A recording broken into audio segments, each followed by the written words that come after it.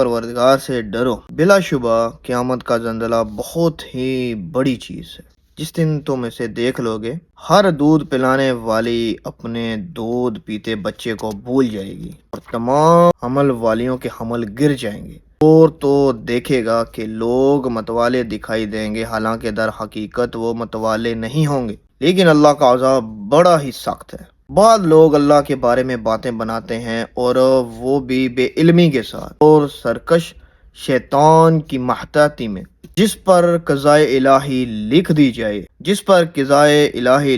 گئی ہے کہ جو کوئی اس کی رفاقت کرے گا وہ اسے گمراہ کر دے گا اور اسے آگ کے عذاب کی طرف لے جائے گا۔ لوگوں، اگر تمہیں مرنے کے بعد جی اٹھنے میں شک ہے تو سوچو، ہم نے تمہیں مٹی سے پیدا کیا، پھر نطفہ سے، پھر خون بستہ سے، پھر گوشت کے لوتھڑے سے۔ وہ صورت کیا گیا تھا اور بے نقشہ تھا، یہ ہم تم پر ظاہر کر دیتے ہیں، اور ہم جسے چاہیں ایک ٹھہرائے ہوئے وقت تک رحم مادر میں رکھتے ہیں، پھر تمہیں بچپن کی حالت میں دنیا میں لاتے ہیں، پھر تاکہ تم اپنی پوری جوانی کو پہنچو۔ تم میں سے بعض تو وہ ہیں جو فوت کر لیے جاتے ہیں، اور بعض ناکارہ عمر کی طرف پھر سے لوٹا دیے جاتے ہیں کہ وہ ایک چیز سے باخبر ہونے کے بعد پھر بے خبر ہو جائیں۔ تو دیکھتا ہے کہ زمین بنجر اور خشک ہے، پھر جب ہم اس پر بارش برساتے ہیں تو ابھرتی ہے اور پھولتی ہے اور ہر قسم کی رونق دار نباتات اگاتی ہے۔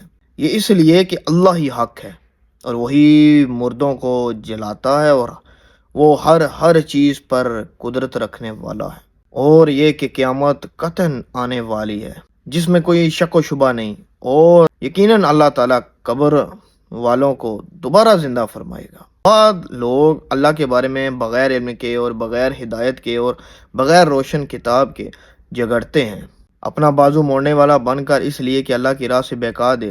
اسے دنیا میں بھی رسوائی ہوگی اور آخرت قیامت کے دن بھی ہم اسے جہنم میں جلنے کا عذاب چھکائیں گے۔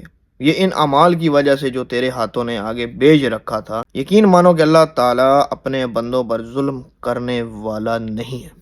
اللہم صلی علی محمد وعلی آل محمد۔